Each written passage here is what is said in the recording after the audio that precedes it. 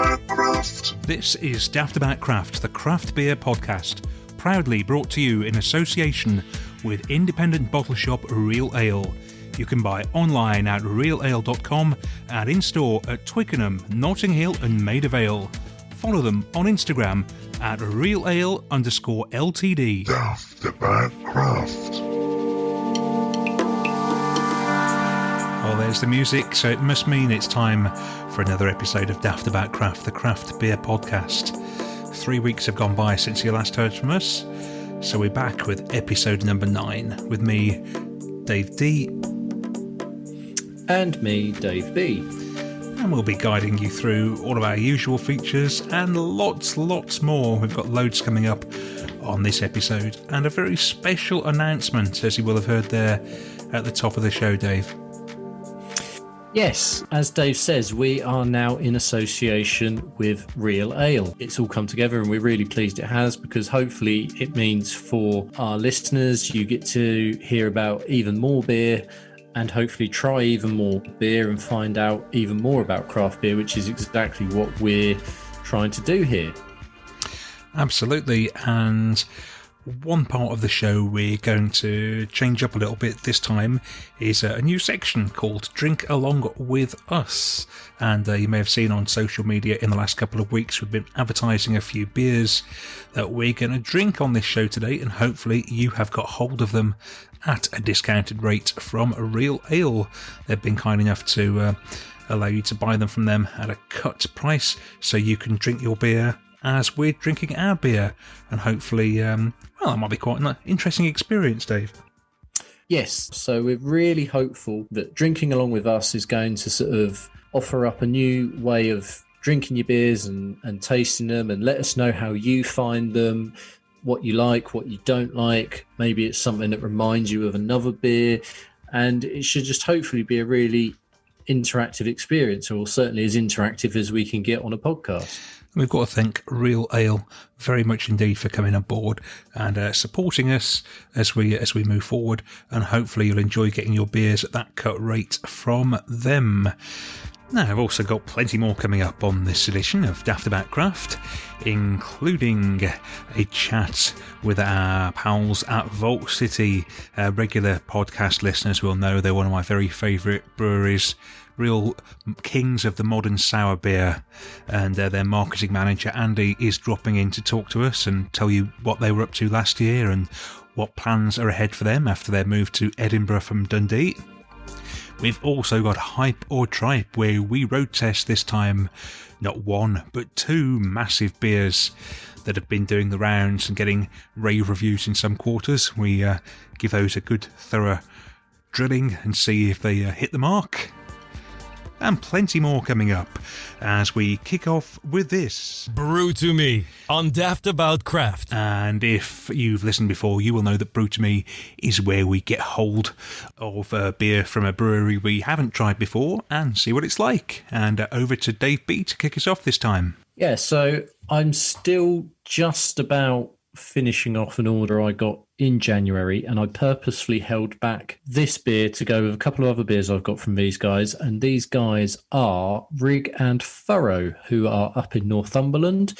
They're a farmhouse brewery, and I'm trying Flagleaf, which is their farmhouse table beer. So only 3.5%. I've gone in quite light start, but I've also got a stout and I've also got a wheat beer from them, but I thought I'd go for the table beer because I do quite enjoy a really nicely done table beer, probably over something like a session IPA. The big question is, and we've said it a few times before, will it hold its taste and flavour all the way through? Well, the farmhouse element is advertised on the back. So we've got dry hopped with Mosaic and Simcoe, so it's a fairly traditional blend there, but it's fermented with a blend of farmhouse yeasts. So this should be sort of funky in my head before I taste it. It should be funky with also some sort of classically fruity to dry, bittery hop combination. It looks maybe more transparent than I might have imagined.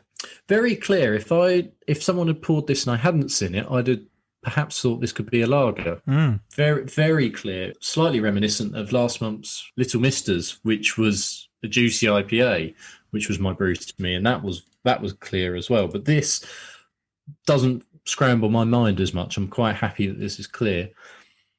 The nose is a little bit funky, perhaps influenced by what's on the back of the can. It says flavors of berries, watermelon, and tropical fruit. And on the nose, there is a little bit of watermelon for me, but more importantly, let's see what we're getting. Watermelon's definitely there. Now, whether that could be quite clever, actually, because that could be the water in terms of the higher content here, because we're only at 3.5% ABV. So I'm going to get a sort of quite a watery taste almost. But then the hop comes through on the end, which does give me that watermelony flavour. Now, there is a bit of fruit. I don't get berries. I think berries in pale beer is very hard to pull off. I've noticed there's been a few beers at Burton at the moment, hops, which are supposed to be doing dark berries, and I don't get it. But that's not bad. That's quite a nice table beer. In fact, that is exactly what I'd want out of a table beer. Holds up way better than a session IPA for me. The head seems to be lasting quite a long time as well as you go down the glass there. Sort of a little bit there, isn't good there? retention. Yeah. Sort of a little soapy head on it still, which is refusing to go away, which is nice. This isn't bad at all. Goes down ever so quick as it's 3.5%, so it doesn't really touch the sides. It's not overly complicated, but I don't need it to be. It shouldn't be, should it, for a table beer?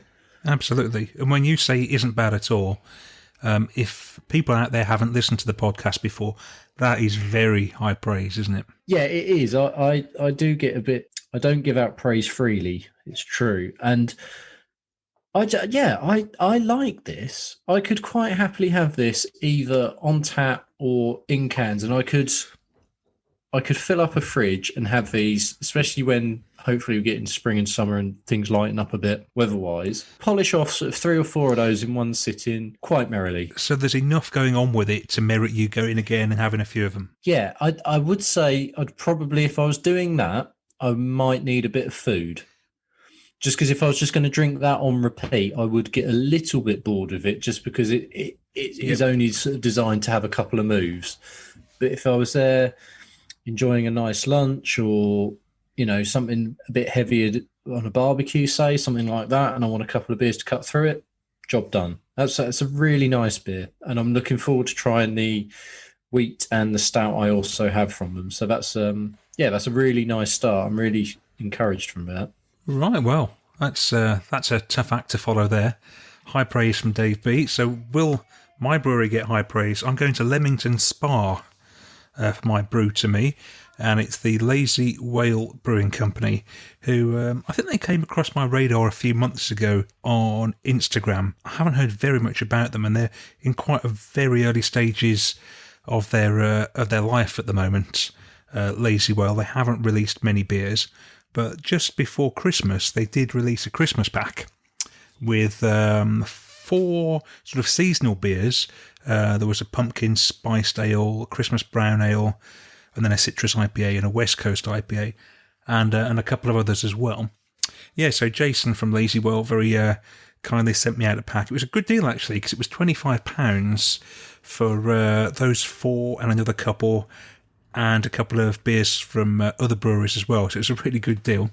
And I noticed that nobody has checked in this on Untapped, so it really is quite a rarity. It seems. Territory. It is. So I'm really looking forward to it. The one I've got, I should say, is that West Coast IPA I mentioned. It's called Captain Kidd, 4.7%. And a quick disclaimer, I used to, until fairly recently, pretty much hate West Coast IPAs. Didn't do a great deal for me. Just in the last few weeks, I've started to come around to the idea of them, and I am quite liking them. Is that because you're sort of wanting a bit of a break from the juice and whatnot? I think it could be, there are so many big juice bombs around. You sort of get a bit bored of them after a while, and then you start thinking, maybe there's something else out there that I could try for a bit. Yeah, I mean, that's sort of... Oh, that's... It's quite dark. That's darker than that's darker than I would expect. What's the percentage on it? 4.7. Very dark. If I was looking at that would look like a barley wine almost. It's sort of ruby in colour. Yeah, I didn't expect it to be like that. More a goldeny, yellowy brown, really, than that. But we shall see. So it doesn't really look like what you would associate a West Coast with. What's the sort of smell and taste like then? It smells very malty. And looking at the colour, you Okay, can kind of see that as well. It doesn't smell very hoppy. Right. And I've no idea what hops are in it because it doesn't say on the can, and I can't sort of track that down anywhere. And I'd be really hard pushed to have a go at what was in there, to be honest. It's not unpleasant, it's just not what I expected. Well, on the website, the full description, it was part of Project Imperious Pirate Ale, apparently, which was one of the beers that featured in a special box of 4 India Pale Ales named for 4 notorious pirates. And Captain Kidd is aiming for pine notes and lots of them. So do you get lots of pine? No. Okay. What do you get? I've had quite a lot of beers just recently with Galaxy, and you get a lot of pine off that. This is a very different ball game to that. It's not tasting like that to me. It is more like a traditional ale, a sort of ruby ale. That's a long way from a West Coast, in fairness. It does look like it, actually. And I'm not complaining, because it tastes quite nice. But just not sort of what you were expecting. A bit like what I had last month, where my mind got scrambled because it didn't look like what I was expecting. I mean, that would have thrown me coming out of the can as well, in fairness. If it said on the can, red ale, ruby red ale or something, absolutely. Yeah. I shall pour some more and have some more, because it tastes great. There's no denying how good it tastes. It just isn't that taste that I was expecting.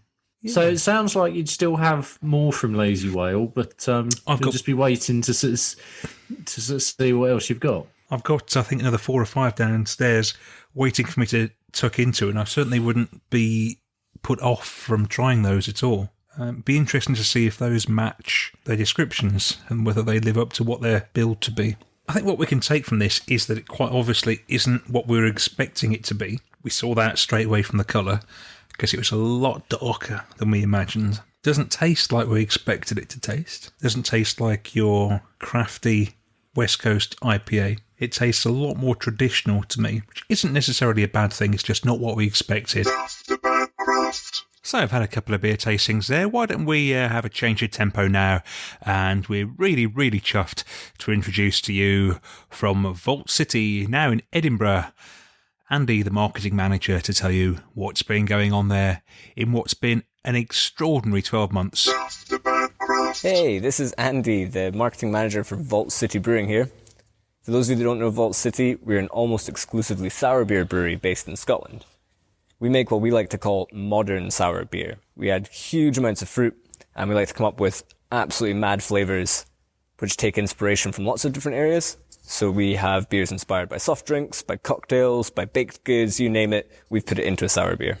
I'm actually talking to you from our new brewery in Portobello, Edinburgh right now, which might be a little echoey, and this is super exciting for us. Originally from Edinburgh, the brewery started in founder Steve's kitchen on a 400-litre brew kit on the stovetop. After cooking up some batches and building the brand on the 400-litre kit, Steve made the plunge to move up to Dundee with the brewery. A space opened up in 71 Brewing's warehouse, where we were able to occupy a small bit of their space, and it was quite an interesting setup, where it's not quite gypsy, not quite cuckoo, not quite contract brewing. So we used 71's brew kit, booked in brew days, but once the work was transferred over to our area of the warehouse, it became ours. We owned all the cold side kit, so the fermenters, the packaging line, hop rocket, and all that other good stuff was all under our remit to look after. That first jump up to Dundee was at the tail end of 2019 after a really successful season of touring Vault City Brewing at beer festivals across the UK and over Europe, where we became pretty notorious for our ridiculously fruited, what we now call modern sour beers. 2020 was a real nightmare for everyone in brewing, and we did what everybody had to do and swiftly build an online shop. We wanted to get our modern sour beers into the hands of people that still wanted tasty beverages in their lives, pandemic be damned. The reaction we had for our web shop was quite frankly staggering. The support of our community online was so strong that our little web shop couldn't handle it and crashed. Or more accurately, we crashed.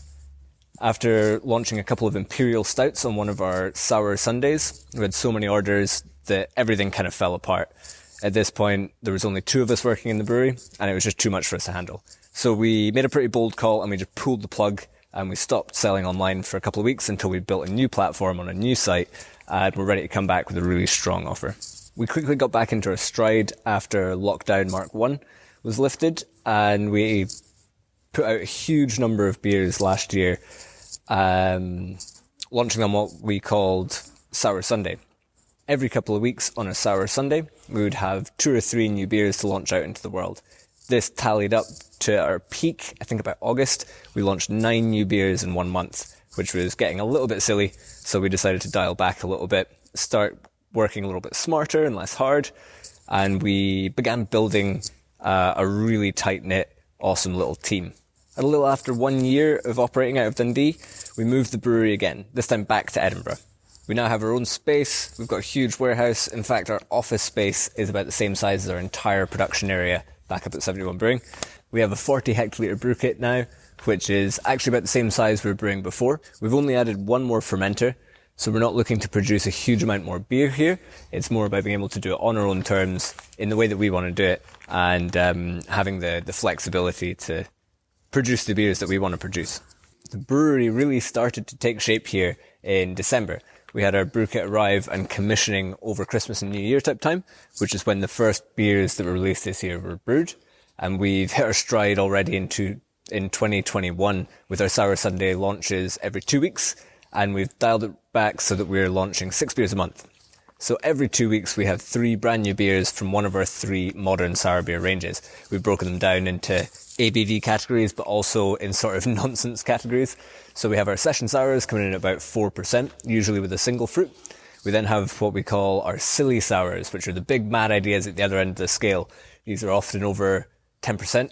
These are often in double-digit sour beers with huge amounts of fruit, often in a lot of variety, sometimes inspired by cocktails or whatever else takes their fancy. If it isn't silly enough, it doesn't go in the silly sour category. What we're then left with is our beers in the middle, which are still pretty high octane at 7%, thereabouts, and with usually 250 to 300 grams per litre of fruit. These can be anything from obscure berries that we've found in various forms across the world. We've used tayberries and honeyberries before, to bakery-inspired beers, bakery-inspired sour beers like our Plum Bakewell. And we'll be rolling these through all year, launching 6 new beers a month, 3 every fortnight. We started the year on a real high with our production singing, launching loads of great new beers that we're really proud of straight off the bat from our new kit. We're also now a team of 5, which is pretty crazy for us, as we've been such a small team for so long. Not that 5 is a very big team, mind you. So we are, in our new spot in Portobello in Edinburgh. We're really happy with how our house mix culture is performing despite the move across the country. We're really proud of the beers that we've released already this year. And we're really excited for what's coming up in 2021. Looking forward this year, we are going to hit up some more international markets, try and get our beer further across the globe. We're also going to be expanding the team a little bit and putting out a little bit more beer, but nothing crazy off the bat.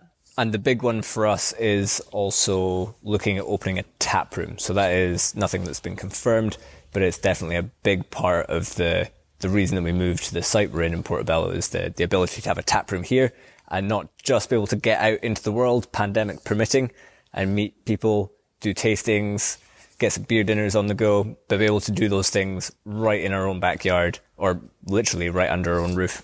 So that is our Vault City Brewing update.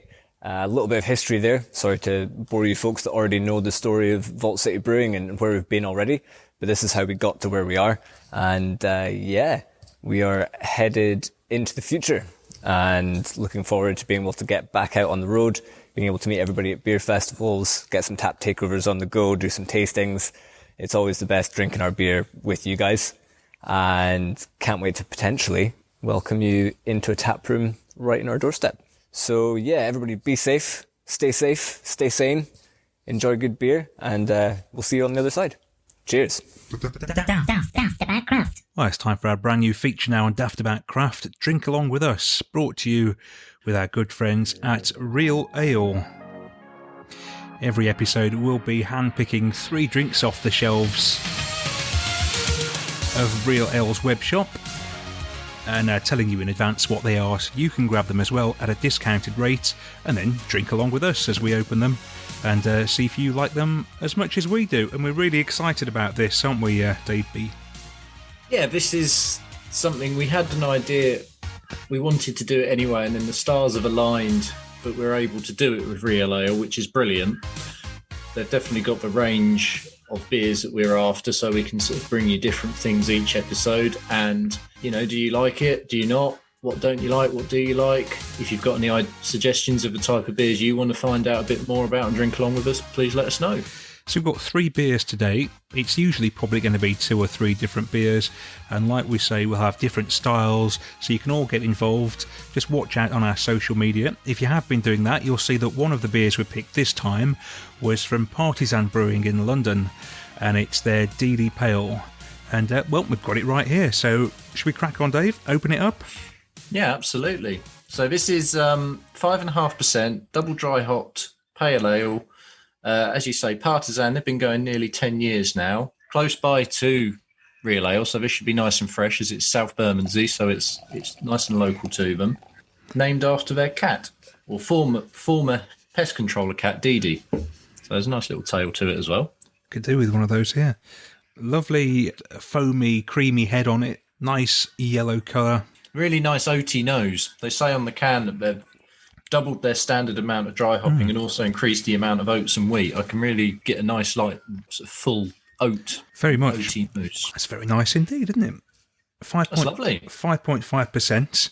We're gradually going up the scale with the 3 beers. This is the lowest ABV of the 3. That's very pleasant. The dry hop's quite mild on it, I think. So if you're not a fan of a big heavy dry hop, you'll enjoy that. No real bitter edge to it either as well. It's very well rounded, isn't it? Yeah, no bitterness, just sort of a bit of a dryness at the end, but not sort of really going into big bitter notes. We know a few of you let us know that you actually got these beers in advance to drink along, so hopefully you've cracked yours open and you're enjoying this one. Let us know on the Instagram page or our Facebook page what you think of it. And hopefully we can get a real dialogue going with you. Right, well, we're not going to mess around too much with these because we've got lots of beers to talk about on the show. So we're going to go straight in to the next one. I was really stumped for this one. This was my idea. I do love a goes and I do love Polly's. So when Polly's had got a rhubarb and quince goes, I thought this is the one. And this is testing Dave B a little bit as well because this isn't really his bag. No, this is a good part of it because if I was picking the beers each time, gozes and things like that probably would struggle to get a look in. So this is a good part of having 2 of you do it, I guess. And I think that's probably the same with a lot of listeners as well. You know, they probably wouldn't automatically, if sours and gozes aren't their thing, they wouldn't be going anywhere near this. So maybe you're trying to goes for the first time today. If you are, I hope you like it because I'm pretty sure I will. Lots of rhubarb on the nose. The colour of it isn't maybe the lightish pink you might imagine it to be with rhubarb in there. It's certainly on the sour end, which is what you want. Cool. Very tart. It is. Nice bit of salt in there as well. Like that. In fact, that rhubarb, it smells of rhubarb, but it also ends with the rhubarb for me. It definitely smells of rhubarb. It smells of it sort of when it's stewing. Big fan of that. It's called plant sugar. We didn't actually say that. And it is 7%. It doesn't taste like 7%. I would say that. It certainly goes down very easily for the percentage. And the salt does come through as well, as you say. It is Anglesey sea salt, no less. And I love that. Remember one of the very first craft beers I ever had when I was already getting into the scene a few years ago was a collab between Cloudwater and Beavertown, of all people, and that had a massive salt hit to it, and that's what really got me into beers with salt. I really enjoyed that, and this is really fresh and clean and salty, as you can imagine. I love this one. I'm enjoying it the more I'm drinking it. It's a little bit of an acquired taste for me, but I can sort of see the appeal to it, and I could see why I'd want to sort of have that and then try another sort of style of goes, someone else's goes. I've always found that rhubarb sort of almost makes me sweat. It's so it can be so tart sometimes, and I can feel this doing the same actually. So there is to me there is heaps of rhubarb coming through. That does its job really, really well.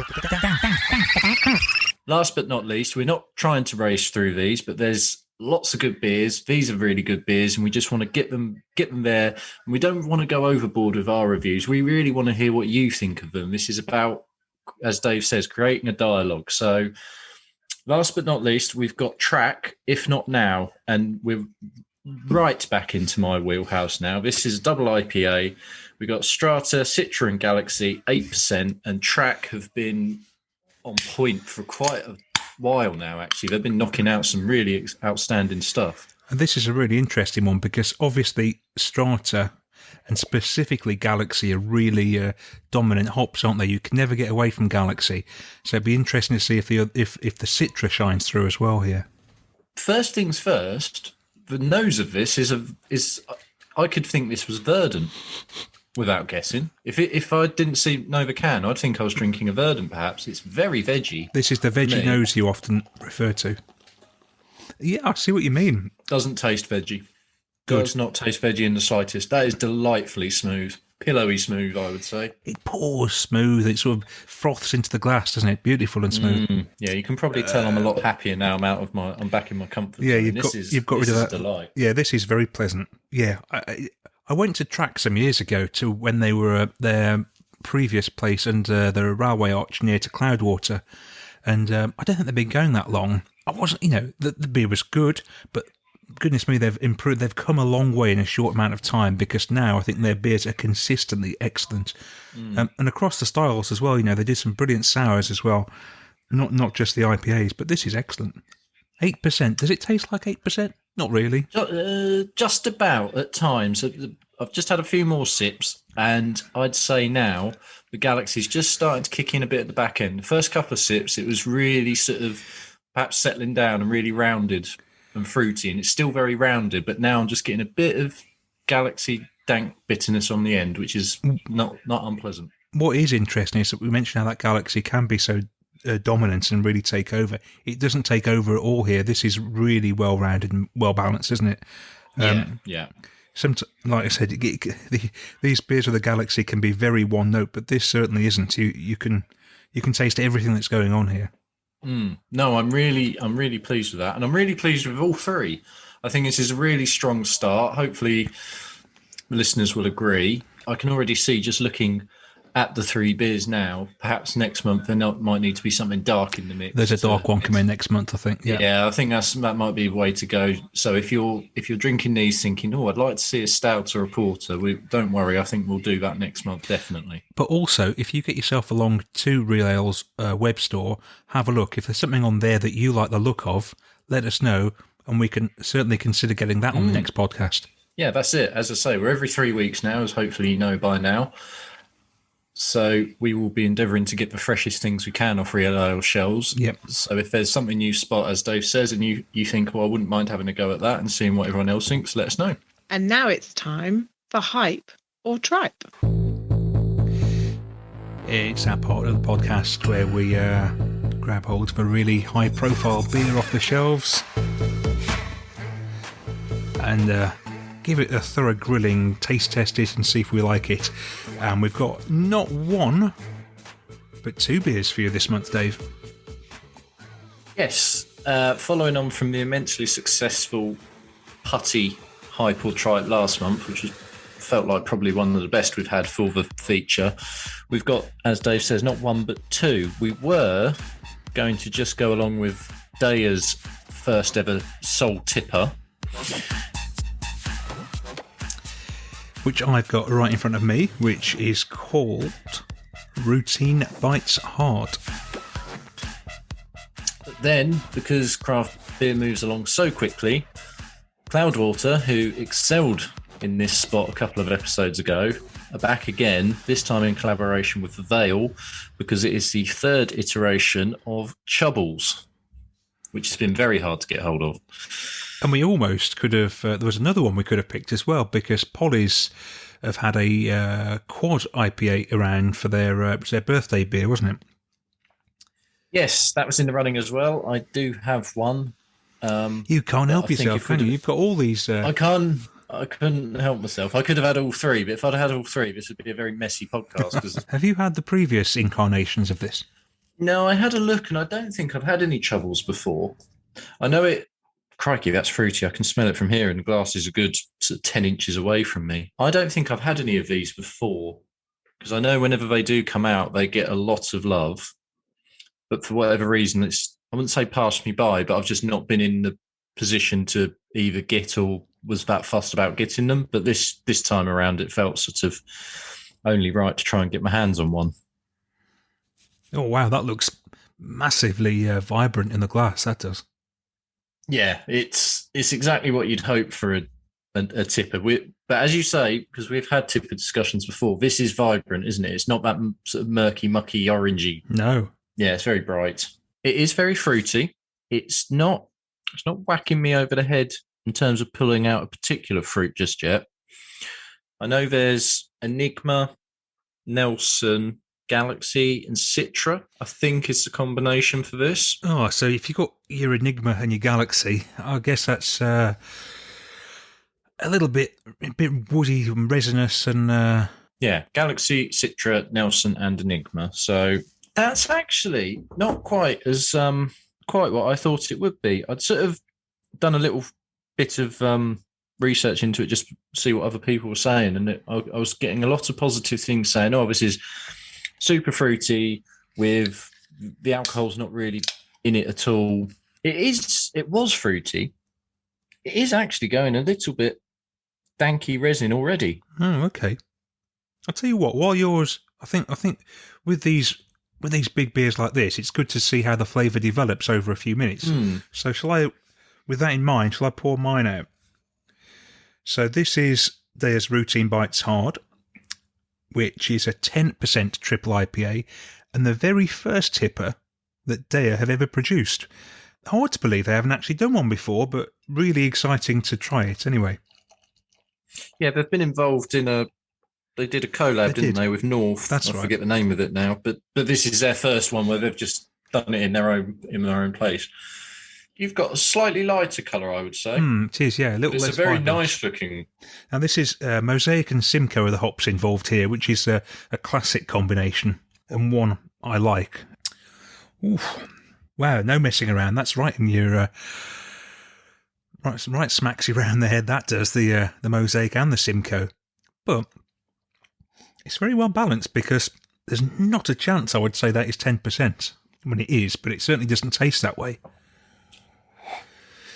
And I've got 500 mils to get through, of course, because Deya's cans are all half-litre cans. That's very nice. A little bit bitter at the end there, which I guess is the Mosaic. Mm-hmm. I think for a first attempt at a tipper, that's pretty good. And a range of comments from people, some loving it and some not too bad. But yeah, that's right up there for me. I think that lives up to the hype. Let me see how this develops. How's yours coming along? I'm struggling a little bit with this, which I really didn't expect to do.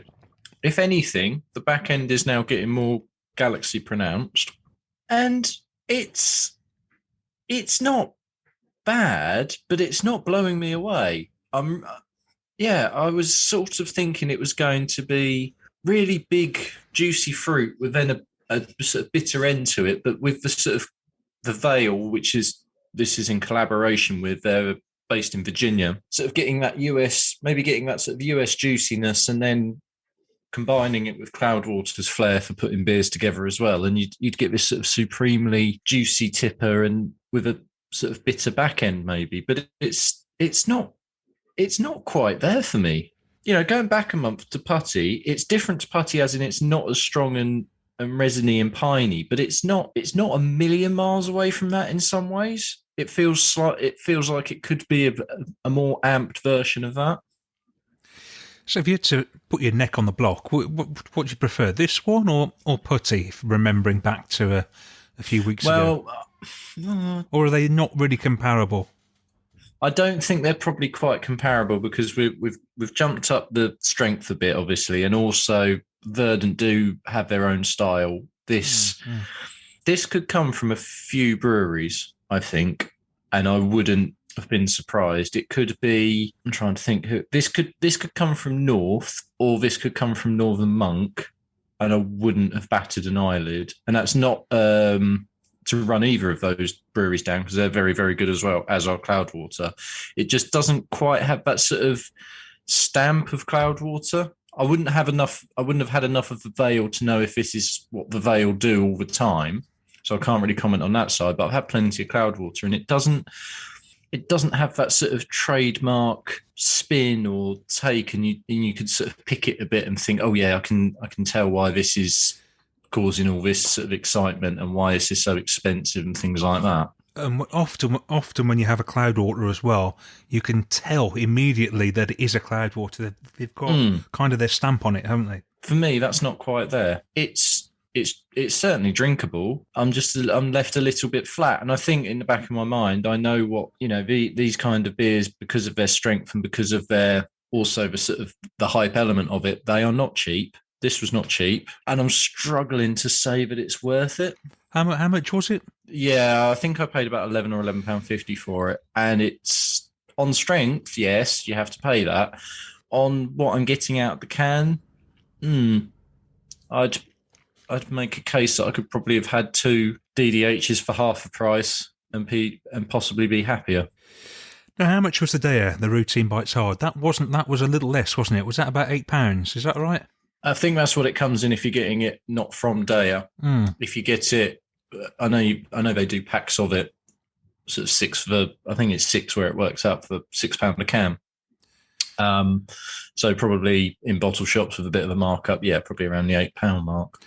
Now, from what you're saying and the look on your face as you're drinking it, I would say that I'm preferring my £8 triple IPA from Dea somewhat more than you are. Yeah, I think that's fair. This is, yeah, I'm not bowled over by this. I can't get on the hype bandwagon with that at all, unfortunately. And I always want to with these sorts of things. I don't go in with natural skepticism. I want to enjoy something, especially when you see how much it's getting praised. You sort of want to taste it and see what the fuss is about.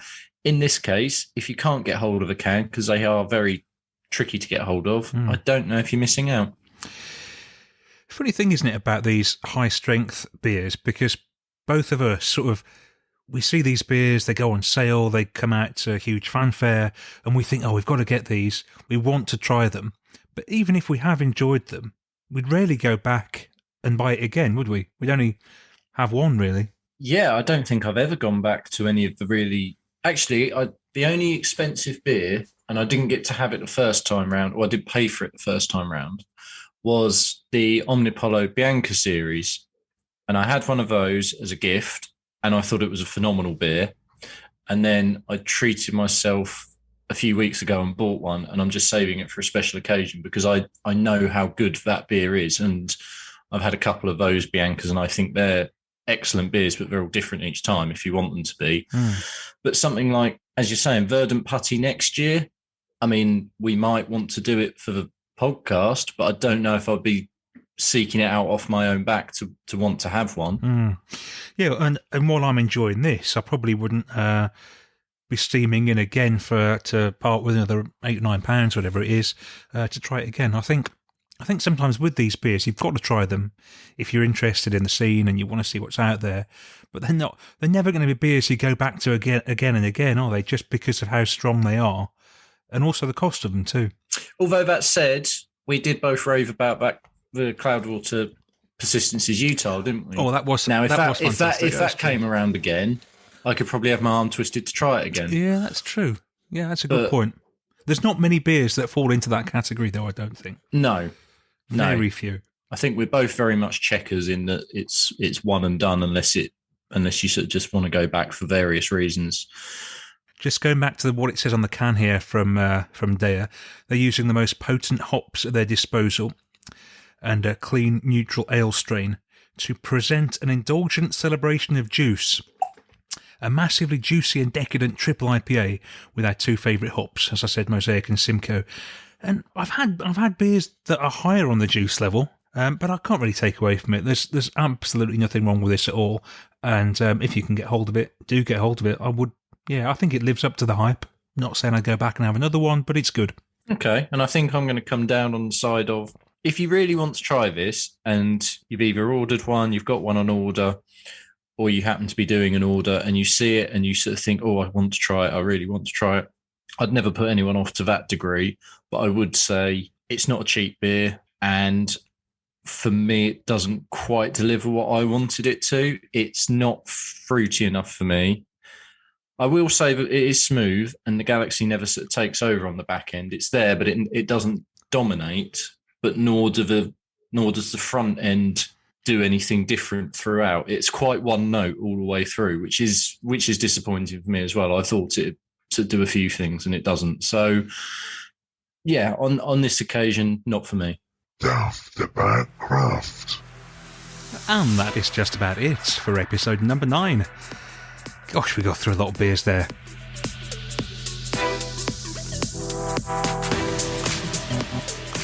We'll be back with you in 3 weeks' time, which means you'll be able to download our next episode on Monday, March the 8th. And we're really looking forward to that, as well as the usual features, the new Drink Along With Us, and a little new slot where we reveal our favourite beer that we've drunk since the previous podcast. We're really looking forward to having a brand new brewery on with us.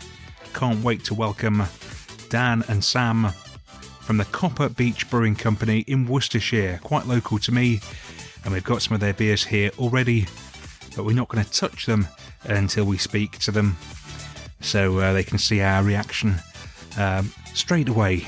And I think we're going to like their beers. They've got 3 different ones to start off with, and we'll be telling you much, much more about them in 3 weeks' time. So tune in if you can. It'd be great to have you along. Keep on drinking the beer, keep on getting in touch with us on social media, and we will see you very soon. Daftaboutcraft. You have been listening to Daftaboutcraft, the craft beer podcast, brought to you in association with independent bottle shop Real Ale. You can buy online at realale.com and in-store at Twickenham, Notting Hill and Maid of Ale. Follow them on Instagram at reale_LTD.